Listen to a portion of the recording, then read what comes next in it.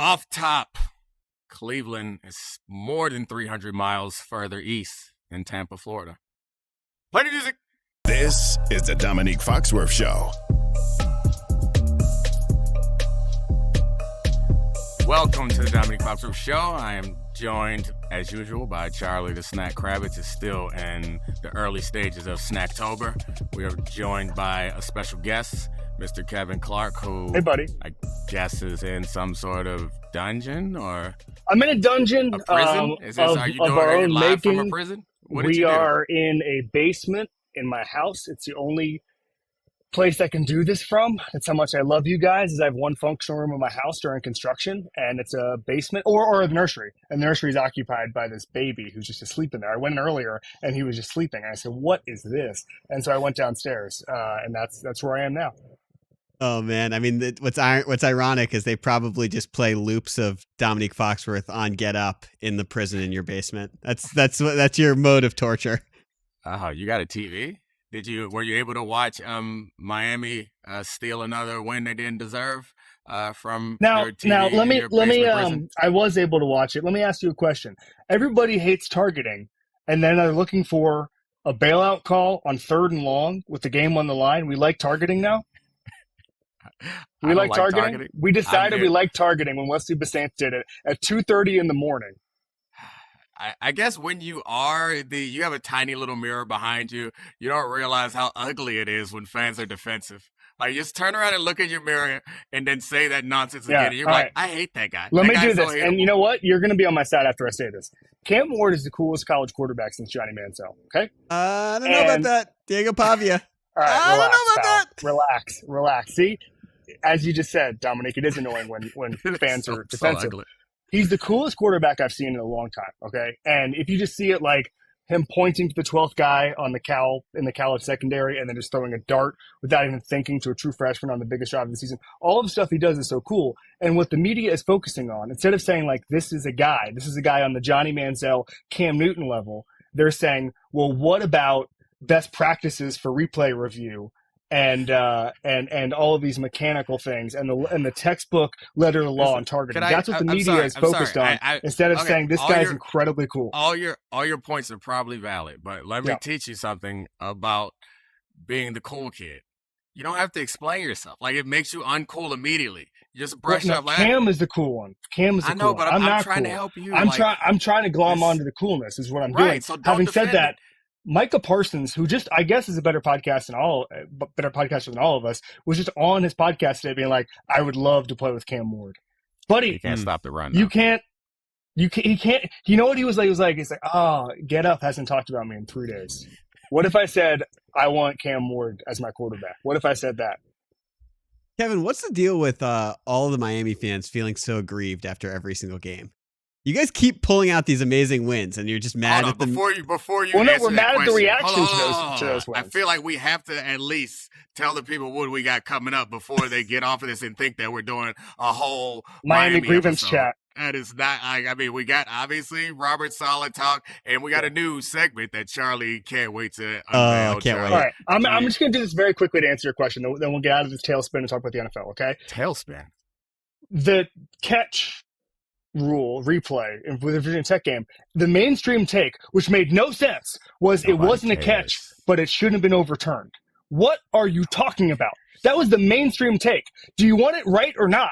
Like, I just, that we're aggrieved because of the reaction to those two games, where instead of saying Cam Ward now scored 29 points in the final 18 minutes of game time, coolest drives I've ever seen in my life, people are like, they count that as a loss. They're actually 4-2. That's why we're aggrieved. I think you gotta break the algo, because most people just think Miami's pretty cool.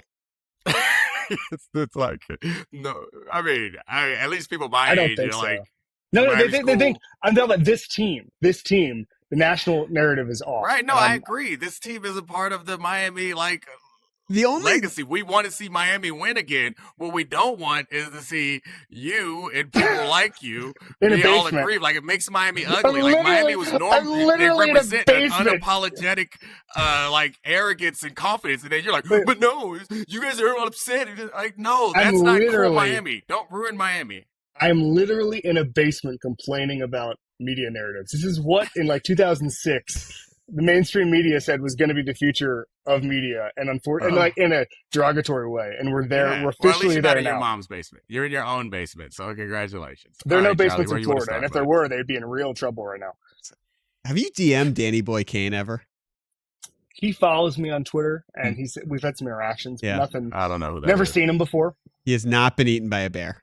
I don't know any of these references. I'm trying to get for somebody whose Foxworth, name is I'm not trying on to the get. show. I'm trying to get to NFL talk. Okay, we'll get to the NFL talk. Goading. This is amazing because there actually was real NFL news, but I just am I got so distracted by the fact that me and Kevin go to great football schools and might meet in the playoff one day. While Domonique roots against us. But the Jets are a dumpster fire led by their quarterback, and they have fired Robert Saleh despite being 2-3 and losing in London. It's been reported by Peter Schrager that Aaron Rodgers did not have a considerable role in the firing of Robert Saleh, who has led a pretty good defense for the Jets, but they are underachieving what we thought could be a Super Bowl roster so far this season. Do you think firing Robert Saleh will fix anything for the Jets? No. I mean, I think the obvious answer is no, because their problems are not an issue with leadership. Their problems are not an issue with defense. The idea that Aaron Rodgers was not involved in this in any way or significantly involved, I guess that's an adjective you can use, but he's a franchise quarterback, and he's more than that considering how much they're invested in him. So I assume this is a decision that he was at least okay with, if not one that he was pushing for. The problems with this team, we've talked about it a few times, is that they suck on first and second down on offense, and and not just they suck, period, but they suck on first and second down on offense, and they're in these tough situations on third down. I think the only logic, and I've talked to some people who say, whose defense of the firing is you don't know what it was like in the building, but they won't say anything specific. But okay, I don't. So maybe there was some other reason. But the only other logic you could have for this is we're desperate and we don't know. So we just shook up the snow globe and hoped that everything landed better now than it was before. But there's no reason to believe that this firing is going to change what's wrong with this team. This is very NBA to me, Charlie. This is we have a talented roster. Let's see another voice in the room. The difference in the NBA is a lot of times they go external, which you cannot do. I wonder if Woody Johnson even thought about it. Wonder if he made any calls saying, hey, is there somebody who could fix this? But it's just too hard, Foxworth. I mean, you probably know this, having been in the building, know far more than me. You couldn't bring anybody who hasn't been in camp, doesn't know the personnel in a week's time, unless they've been there before, if they're the coach last year or whatever. But even that would be a stretch, because of how much things change, the terminology, all that stuff. So it'd be pretty much impossible. So that's the difference between the NBA. But you're making a face like I'm. That I get. No. I don't disagree with you. I'm just imagining what it would be like in football. Normally, when there's something, you don't bring somebody from the outside into the team unless you're kind of giving up on the season. It reminds me of when the Colts brought in Jeff Saturday. It's all right, we're not making the playoffs. We're bringing this guy in, and so I don't think that's. Well, he was almost like Bain Capital. Wasn't he in there to just sort of evaluate the operation and get a fire under guys? And that's not what this situation is. This situation is let's try to make the AFC title game. Let's see if this offense clicks, marries it with how good the defense is, and let's see if we can win 12 games. That's what this is. And that you mentioned how good the defense was. That's why you promote the DC. There's been some reports, maybe they'll be clear by the time this comes out, but Samini from ESPN basically said there's no guarantee Hackett continues on as OC. He's not fired, but who knows? Do they make him? Do they take some other guy on the staff and say, "Hey, you're calling plays right now"? Can't be any worse. And maybe that goes into the Rodgers consultation. Maybe they ran that past him or whatever. Hey, we're going to keep Hackett. I don't know what promises were made, but to me, this feels like a different firing than most. I saw. A couple people said the London game has been kind of poison for a couple of coaches. Like Joe Philbin was famously fired after London. I think he went straight to the Margaritaville restaurant when he landed. There's that kind of thing. I don't think you can famously Joe Philbin. Nothing Joe Philbin done. You can't famously it. But anyway, proceed. Just in South Florida circles, South Florida circles. You wouldn't know. You guys all forgot about that pilgrim. But it's different than pretty much any October 8th firing I can remember, because it's to save the season, not to just get rid of a problem. I know that we all were, when we heard that Robert Saleh was fired, we all were hoping for comedy's sake that they would promote Nathaniel Hackett to head coach. But the more I think about it, that might have actually been the right thing to do. Like, yeah, I think so. Because, all right, listen to me. The one thing they have, what? Charlie, you look angry. No, I'm ready to listen, but I'm also ready. You started out like that. Do I not have enough credibility that you at least can listen to it without poo-poo facing me? Okay, fine. Poo-poo face me before, straighten the face out. Their defense is good under this specific defensive coordinator. Motivating or promoting, the defensive coordinator takes him away from coordinating the defense. There's an argument that makes the defense worse. You've never heard in a company where you promote somebody out of a position because they are bad at that position? Putting Nathaniel Hackett in the head coach's position allows you to tell him what to do in the big decision-making moments, and it also takes him away from the offense. And it does not take Ulbrich away from the defense. So I think taking Ulbrich away from the defense and take a situation where you keep him on the defense and you take Nathaniel Hackett away from the offense is a win-win. That's all. Do you remember when Nathaniel Hackett was a head coach? I do. What happened? He was a bad head coach. But that's assuming that you're going to give Nathaniel Hackett any decision-making power. When you were watching those games, did you feel like Robert Saleh was controlling those games and making any of the major decisions? I think moving Nathaniel Hackett away from that and allowing him to be told in his ear when to call timeouts and when to go for it on fourth down would have been better than allowing him to tell Aaron Rodgers in his ear what plays we're going to run. That's all. Here are the guys I've heard of, Foxworth, on the Jet staff. Obviously, the DC, Nate Hackett. Keith Carter's their offensive line coach. And then the other two, Todd Downing, who was a failed OC for the Raiders and bounced around a couple times. He was OC in Tennessee at one point. The guys I've heard of on the quarterbacks, or the position coaches, though. Sean Jefferson, a wide receiver. He's the wide receivers coach, been around the block a long time, played in the NFL. Marquand Manuel, who obviously was a defensive back for years. So I don't see a lot of answers there. At some point, you wonder. It was funny, because I did radio the other day with Mike Tannenbaum. You know him well, Domonique Foxworth. And he said that part of the reason they fired, and not to bring him up again, I swear I'm not trying to bring this up. Part of the reason they fired Philbin was to see what Dan Campbell had. Because Mike Tannenbaum pounded the table and said, there's a superstar on staff. All the players love him. He's going to light a fire under, guys. Let's go. So as part of this, seeing if the DC can actually be your head coach next year if they go on a run, it solves a problem. It solves the problem of who the next head coach is going to be. Yes, it doesn't solve, but that's incongruent with what we all said about this team, is that they are all in right now. But you don't promote a guy to head coach. Well, I guess you think that there's that Saleh isn't the head coach, and you know that there's some chance that that Ulbrich could be the head coach. So that's what you're finding out. Yeah, I mean, I don't know. It feels like we get caught up in this conversation, this decision, when fundamentally we all know that they need to block better. They need to run the ball better. These are things that a head coach is not going to change. Maybe it's scheme, maybe it's talent, but those are things that Robert Saleh did not impact. It's also the thing that I was saying is, like, I can say this as someone who's rooted for the Commanders my entire life. They need it to not be a circus. And if you make Nathaniel Hackett the head coach, it's just another act in the circus of the Rodgers circus. And it'll get worse and worse over the course of the season. Yeah, that's fair. I have a point on that I'd like to make. The Jets are, I don't know if they're unique in this regard, but they're certainly the most extreme example, Domonique, of a team that listens to the media. Mm-hmm. And there are teams, I'm telling you right now, Foxworth, you know this better than anybody, but I've been in that building. The national narrative or the local narrative has never crept in to Owings Mills, Maryland, and that facility. You do not see it.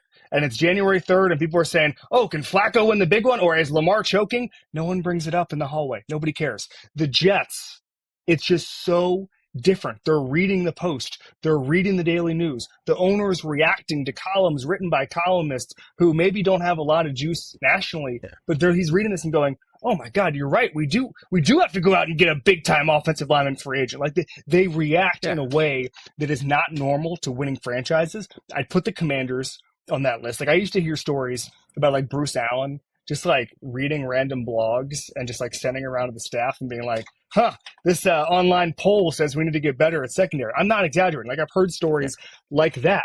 And if you are reactive, I'm going to let you in a little secret. most media members, including some people who played the game or worked in the game, are wrong. And if you react to us, you're already on your back foot. And the Jets do that all the time. Our incentive is to entertain, and sometimes you can entertain people with really good information, or you can entertain people with wacky ideas, like Nathaniel Hackett should be the head coach of the Jets. Like I get what happens in the media, but I would push one more question. Kind of jumps out to me in this conversation is, what moves could they make? And it's the things that are out there is that can actually impact this team is the Devontae Adams situation. Yeah. Maybe this is a precursor to that. The one thing that I would say in reaction to what you were saying is that reeks to me of a lack of conviction and a lack of confidence. Like, I think that was the thing that I found in the buildings that I was in for the longest time was Denver. Mike Shanahan had won 2 Super Bowls, and he was the head coach there. Baltimore had Ozzie Newsome and a long history of success. And so when things were said on the outside, when Ozzie or when John Harbaugh or Mike Shanahan would then step up and say, this is whether it was true or not, there was some credibility behind that. And it's impossible to have credibility as a head coach, which Robert Saleh was, if you feel like you are being constantly undercut. So I'm not looking to defend Robert Saleh. There's plenty of people online doing that. He failed at his job. Yeah. It was a very hard job, but he failed at his job. So it's fine that he got fired. But the question is this going to help? And I think we all agree that the answer is no, unless you think that people weren't taking it serious enough, and this is like a defibrillator shot to the chest. It's going to wake everybody up. They're going to play better.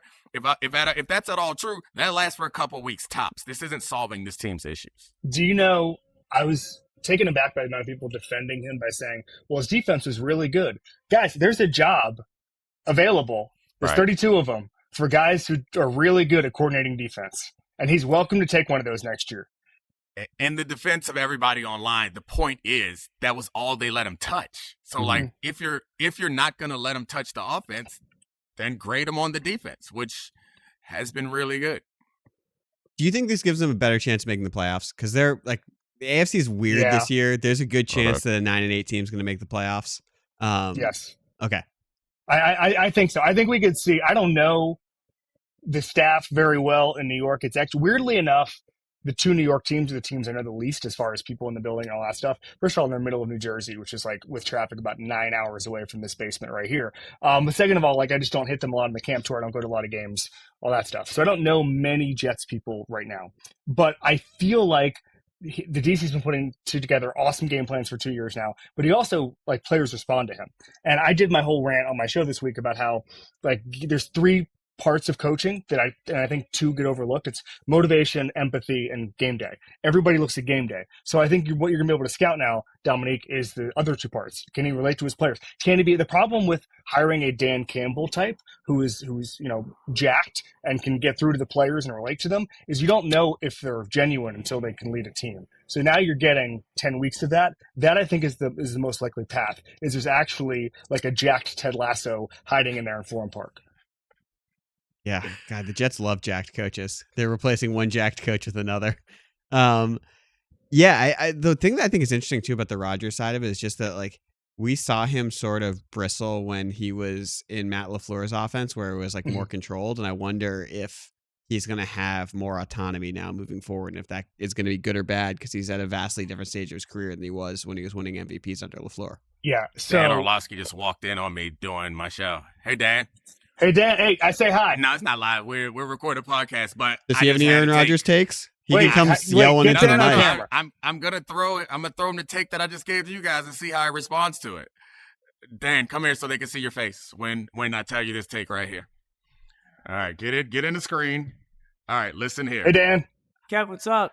What's up, buddy? Hi, Charlie, to you too. Hi, Charlie. I think that the Jets should have made Nathaniel Hackett the head coach, because taking Jeff Ulbrich away from the defense weakens the defense, and taking Nathaniel Hackett away from the offense improves the offense. Why did I think this is going to be serious? You really gave that take, Dan. That was a serious take. I mean, there's probably some truth to it. Yeah. That's why it's a good take. All right. You got anything you want to say? No, nothing. Cool. the firing of the head coach won't matter until they change the offense. Yeah, agreed. He just said all the that we said for the last 10 minutes. He said it. We've been rolling for 22 minutes, and he came in for 5 seconds. I'll be done in like 30 minutes. Yeah. All right, what are we about to do? You want to go to the next stuff? Yeah, we can go to the next stuff. Coming off Monday Night Football, the Chiefs sort of rolled the Saints, who a couple weeks ago we were declaring, a Super Bowl contender. Maybe not, but they're 5-0. The offense doesn't look the way we were expecting coming into the season. I know we go through these ebbs and flows with Chiefs teams every year, and everyone's afraid to have offensive criticisms because come end of January, not Domonique, they end up turning it on, and Mahomes is Mahomes. But do you think that the Chiefs are actually the best team in the AFC? I don't. I mean, I think the AFC is a lot weaker than we anticipated, but I do think the Ravens are better than the Chiefs because I think they were about equal when they played the first time this year. And I think since then, the Chiefs have gotten more injured and the Ravens have gotten better. And the issues that we had with the Ravens seem to be addressed. And the one thing that we've kind of established on this show and is proven to be true is that the offenses that give the Ravens the most trouble are offenses with excellent receivers that require extra attention that makes it so the Ravens can't do some of the things they want to do with their unique players. The teams that they're going to have to beat don't have that. The only one out there is when Nico Collins gets healthy, the Texans have a guy like that. The Chiefs don't have a guy like that. The Bills don't have a guy like that. And the Bengals may not even make the playoffs. So I like the way the Ravens match up. I think Trent Simpson also, is athletic enough to guard Travis Kelce, which allows Kyle Hamilton to do a lot more things that he wants to do instead of being wrapped up in the Travis Kelce guarding situation. So I honestly think the Ravens, as long as Lamar maintains this level of accuracy and tortures people who try to blitz him, which he's been doing now, I think they're better than the Chiefs. And they both have issues along the offensive line, but the Chiefs' issues are worse. They have worse tackles, and they don't have a running back. That's the thing that's the difference between the Ravens and the Chiefs is the Ravens' tackles get plays off because they can actually hand the ball to Travis Henry. Jesus, I'm getting old. Tennessee legend. How long ago was that? Yeah. Was it the Tennessee? Yeah. He went UT, yeah. Yeah, anyway. UT but they got Derrick Henry.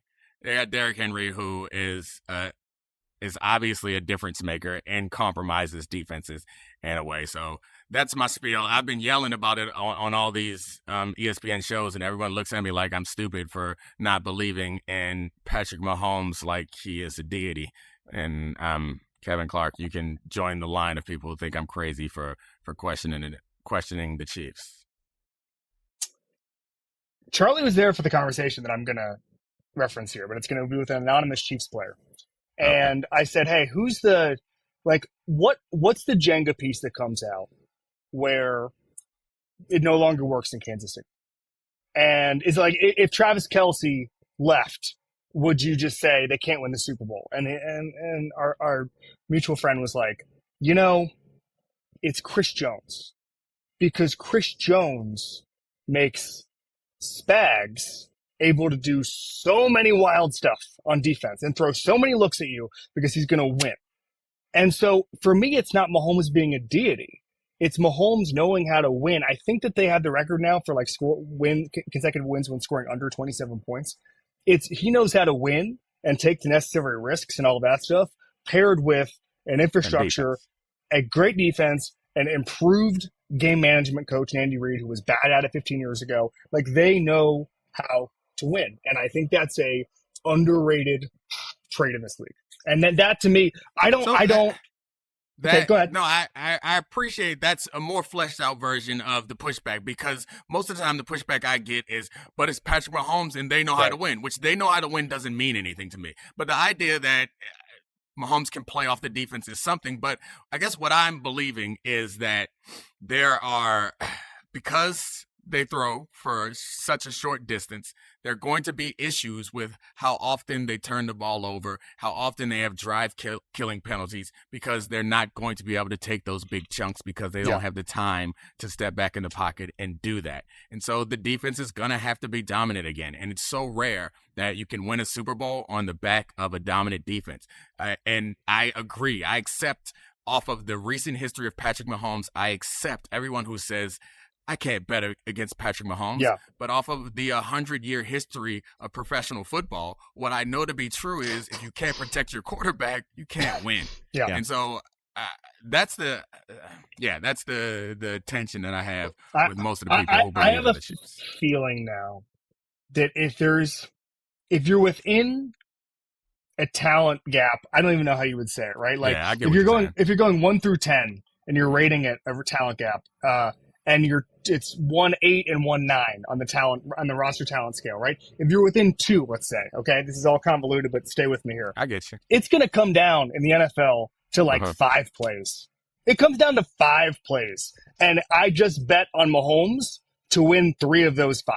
Like that to me is what it is. And it was funny. I heard something from Matt Rule actually at a press conference a couple of months ago I've been thinking about, where he was talking about North Dakota State because they don't put them on the schedule and Colorado did. And they were playing them the next week. And he was saying, man, I hate those teams because at any level of football, players who know how to win are always dangerous. And I've been thinking about that ever since. Like, what does that mean? And I don't know if you guys saw the Joe Burrow clip from, I think, the Full Send pod. I don't know, where he was basically like, the best quarterbacks come from situations where they've got to put the team on their back and learn how to win. Josh Allen at Wyoming, Patrick Mahomes at Texas Tech. It's not the 5-star at USC just going, having 3 years of, or Georgia or Clemson or whomever, having no adversity and then just saying, hey, I'm here. I won all my games 42-17. It's not that. And so Mahomes, I think, if he's gifted at anything, it's the 5 plays that determine a game. He almost always comes through. He'll give you some in Atlanta on September 20th. He'll give you those. But on January 8th, good luck, pal. Yeah, there's no margin for error. And if there is a player who can survive with no margin of error, it's Patrick Mahomes. I guess my belief is that he can't do it again. You can't survive with no margin of error 3 years in a row, but I guess it's possible. I like that you're just randomly coming up with dates now, Kevin, too. You got September 20th, January 3rd, January 8th. Are those weekends? I have no idea. Wasn't that Rain Man's 7 years? Or wasn't that Rain Man's real life skill? Is he could be like, October 9th, 2079 is a, I don't know. I guess. All right. I guess don't do the voice. I'm too deep. No. We'll never do that. But back on the Chiefs stuff, I do think there's something interesting. Obviously, like Dominique, to your point, defense is fickle. It changes year to year. There's more aggression. But they have shut down opposing teams running the football to a really extreme rate. Featured backs against the Chiefs this year. This is through 5 games, have 66 carries for 169 yards. They're allowing 2.6 yards per carry against featured backs. And that includes Bijan Robinson and Derrick Henry. So we're entering a weird spot with Mahomes where this defense is becoming so good again that he can play this dink and dunk football. But it's leading to me to think that this Mahomes career path is becoming very odd, where he's almost Benjamin Button, Tom Brady. He started at 2007 Brady, and he's slowly reverse aging into 2001 Brady with a dominant defense. And it's just very strange to watch for someone who we thought was the most exciting deep ball thrower in the NFL and was going to continue to revolutionize the way offenses were played. Foxworth, how were we messing around just then when Charlie had an unbelievable take he was ready to unleash? He was just sitting there. I was waiting for an opening. He was waiting. Wow. Awesome. It's not a new take. We said it last year, Charlie. Okay. Charlie, you never said Benjamin Button, Tom Brady. I absolutely said that this is how Tom Brady won his early Super Bowls. This show is recorded. Branding. Maybe I didn't say it's branding. The Benjamin Button part. Okay, my bad. Wow. Nice job. Way to this go. Is not good. There's somebody I know that's really good at branding. Not a great dude, though. Anyway, what's next? I have no idea who you're talking about, but it was not me. What are you talking about? Nobody. Never mind. I'll tell you later. Okay. All right, guys. I have to stop this. Dominique will never tell us what he was going to tell us later, but I have breaking news for you guys, which I'll tell you right now. Drake Maye is starting this week against the Texans. Oh! That is breaking news. It's exciting. Any thoughts, Domonique? I mean, it's exciting. They are putting him out there to see what he can do. The offensive line is like part of the reason that they had Drake Maye on the bench was to protect him, right? Yeah. Mm-hmm. So they don't care about that anymore because the offensive line is not better. I guess the circumstances what Jacoby Brissett was doing was so bad that it was untenable. So I'm excited for Drake Maye to get the opportunity, but there's no reason to believe that this, and I assume maybe he's done enough since he's gotten there for them to believe that he's ready for this. I would hate for them to throw him out there because they feel like they have to, and he's still not quite ready, but I don't know. He'll be fine. Good luck, Drake. Yeah, I never liked the we have to protect him thing because the Patriots offensive line is not close. Like when's he going to be ready? Like 2028? Like what are you going to take a first round tackle for the next 5 years? Like I just don't. It's the NFL. It's hard. You can scheme your way into quick stuff. Don't get killed. Like if he's ball padding, which I think too many young quarterbacks do, to stand back there because there's no consequences of getting killed at any other level of the sport. If he's doing that, that's a problem. But if he can just screens, quick game, quick slants, like you can stay upright with a bad offensive line, and he's going to be a better player than Jacoby Brissett. Having said that, I don't know if I've said this before. So I was on Simmons last month, and we were making fun of Jacoby Brissett. Someone, head coach in the NFL, texted me out of nowhere. Did not know he was a Simmons listener. It's okay. I'll let it slide, though. All right, go ahead. I'll tell you later who it was. He was great on Simmons. And he said, I was. We have good chemistry. Great balls. The coach said, Jacoby Brissett is going to be an NFL head coach. That's all it said. Jacoby Brissett is going to be an NFL head coach. But that doesn't make you a good starting quarterback on October 12th. It's probably a better sign for you to be a bad starting quarterback that you're going to be an NFL head coach than to be a good starting quarterback to turn to an NFL head coach. Well, I don't also, know that there are any. If someone told you, I was thinking about it, like maybe he's got a work ethic to this coach. Obviously, he knows him. But if someone told you, Domonique Foxworth, you have the path 10 years into your coaching career to be an NFL head coach, if someone sat you down and said that, if Ozzie Newsome did, would you even want to pursue that? I'm confused at why you wouldn't. Oh no, it's just a grind. It's just like, or you could just take your money and just kind of go do whatever. Jacoby Brissett could go do podcasts. I'm saying it's just it's a different lifestyle. Right. I guess I assume that like if someone says that to you, it's because they see something in you that suggests that that's something that you want and a talent you have. So like I would assume that that's not because you just like have the ability to be a head coach, but have never wanted it in your life, and now all of a sudden you're forced into it. I assume that it's because you've demonstrated that. That's not something, like you mentioned, it's not an easy job. It's a high pressure job, and it requires a great deal of grind. And that's not something I would do. Based on looking at John Gruden's TikToks, I don't think it's good for your mental health long term. Like you don't want to end up in that basement just.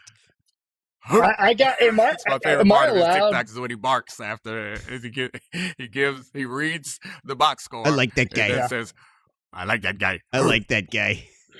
That one that's going viral is just him, as you just said, Foxworth, reading, just going 19-19. Jaden Daniels, 18-24. You're just reading the box score like an NBA coach at the podium is going 11 rebounds. You missed the best part, though. You got to nail the bark. No. I know, but I'm saying he's making it look amazing. It's great. I'm not knocking it. It's like Oppenheimer, we know how Oppenheimer ends, but that's not what we're there for, right? That's what Gruden is giving us. He's so sweaty. I, about a month ago, texted a friend of all of ours and just said, my most problematic opinion is I love John Gruden's content right now. I just love it. It qualifies as an intrusive thought, don't you think so, John? Oh yeah, that's a great transition, Domonique. I mean, I like that guy. I don't think he should be a coach. I don't think he should do anything. But when there's a TikTok that comes in my For You, I'm seated. I'm sorry. Oh yeah, I'm sorry to say. I'm not going to try to book him. Domonique can't look away either. He was just sending the TikToks last night. I wasn't. Did I suggest that I had a problem with John Gruden? No. I just think it's ridiculous that it works because it's the music for me and the bark. And And his son clearly coaching him on the lingo. Nice. But Deuce could be the coach for the Jets, by the way, if we're just looking for Jack guys to motivate. Let's go on to a segment I like to call NFL Intrusive Thoughts. We'll each be presenting a few intrusive thoughts about the NFL season that we don't want in our heads. Yeah. We've tried to push them away, but they're in there. We probably shouldn't say them out loud, but can't help it. It's time. We're purging ourselves of these intrusive thoughts. Do you want me to go first? Because I have come up with it. I'll give the game plan. Okay. The first one that's just been percolating in my head. I still think the Texans are the third best team in the AFC after the Chiefs and the Ravens. And there's a second intrusive thought along with it. Obviously, Joe Burrow is cooking. He's been fantastic. Their defense is an abomination. It has made Dominique's eyes bleed when we watch it together. He's just appalled that side of the football is as bad as it is. Maybe, just maybe, the Bengals should fire Lou Anarumo and hire Robert Saleh to try and fix the defense on the fly going into the second half of the year. That's my first intrusive thought. Okay, yeah, it's definitely, I get the intrusive aspect of that thought, but the problem is, like, Robert Saleh's been a great defensive coach in large part because he's had great defensive players, and like that system is relying on like outstanding in San Francisco, the outstanding defensive line, and similar in New York is the defensive line and the coverage guys. I don't think that bringing Robert Saleh fixes your defense unless he brings along a lot of ballers with him. Kevin, your thoughts? That doesn't make any sense. Okay. But all right. Burrow's so good. Thought. I like that guy. We didn't read out the most recent box score. It was pretty good. Joe Burrow, over 300 yards, 5 touchdowns. I like that guy. Nothing fires me up more than seeing him shred a defense. Yeah.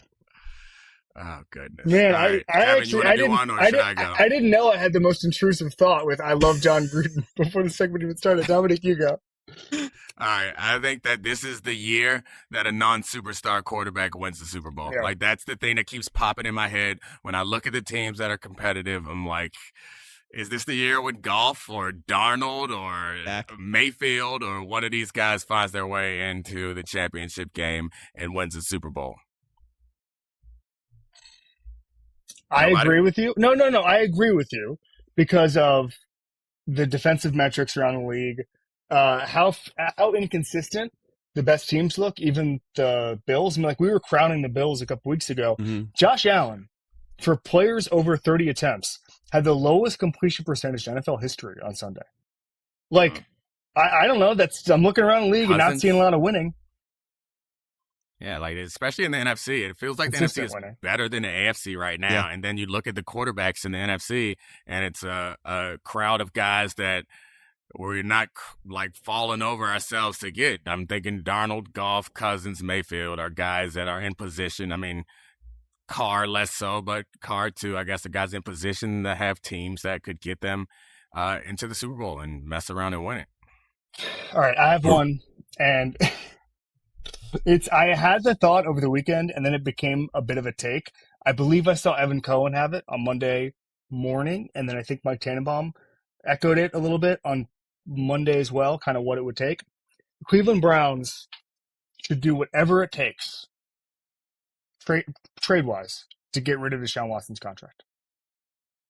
I have a follow-up intrusive thought on your intrusive thought. This is one of my intrusive thoughts. They should have an auction and just say, we're giving away Deshaun Watson and first-round picks. It was a good joke. It was a good joke. It was a great joke. It was made even better by us stopping down on I was going to say, saying it's a good joke. Every good joke. No, here's what I was going to say. It's like the when you Delta's overbooked and they'll just accept like the one bid that is lowest for the lowest compensation, right? And you have to put it in. Like, just call 31 teams and say, Deshaun Watson's contract will go to you. You don't have to take him. You can just have him sit on a literal bench sideline somewhere or the figurative bench and just have him outside the facility. But we're giving him away. How many first round picks is it going to take?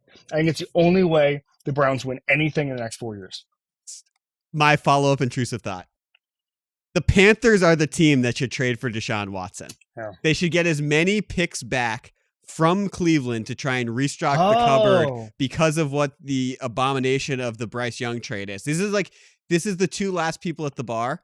They're like, we've both made huge mistakes to be here right now. Let's help each other out, not go home alone, eating like a drunk taquito from 7-Eleven. And they're going to, basically the Browns are going to get out of the Deshaun Watson business. They're going to get off the contract.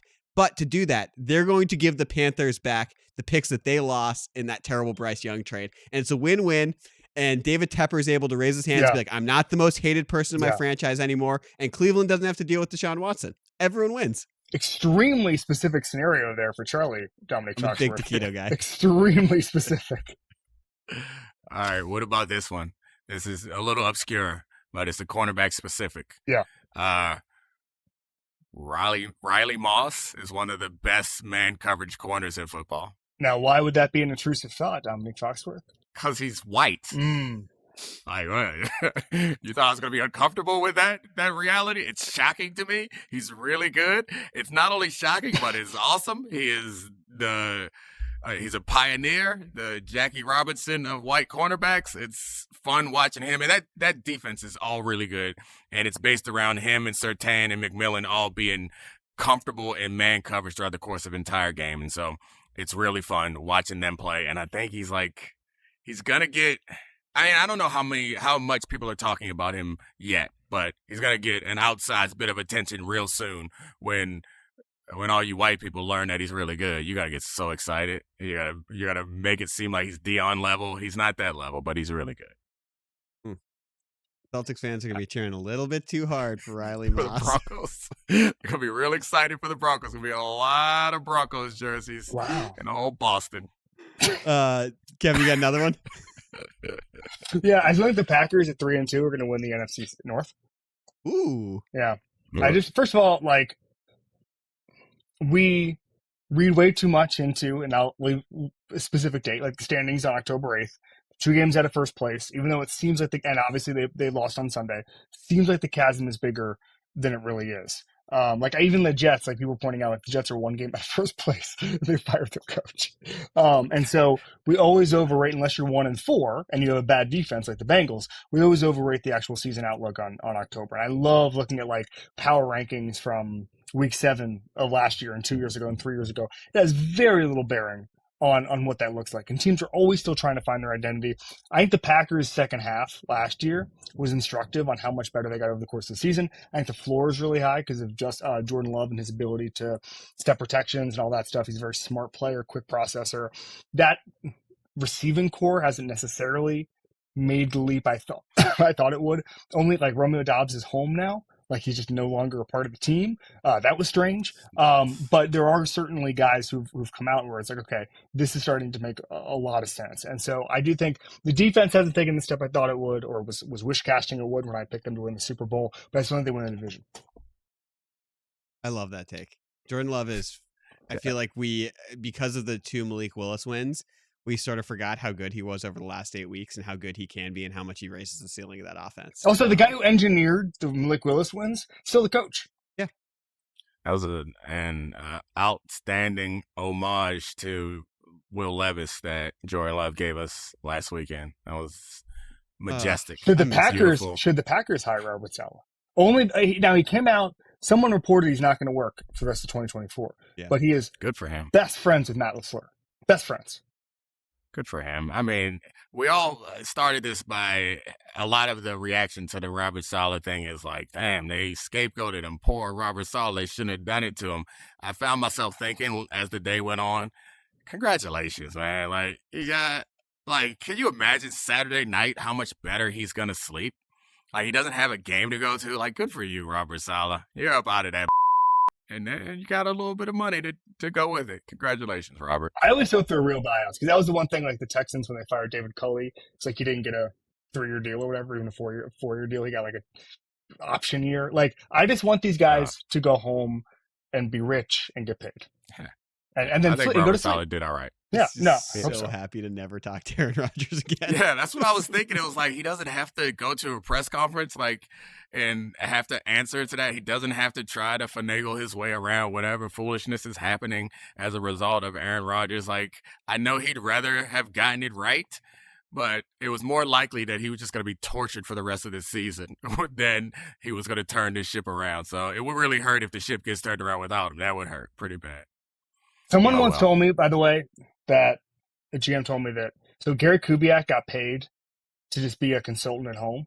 That was, he just watched film and was like, you should do this. You should run bootlegs. And they're like, here's.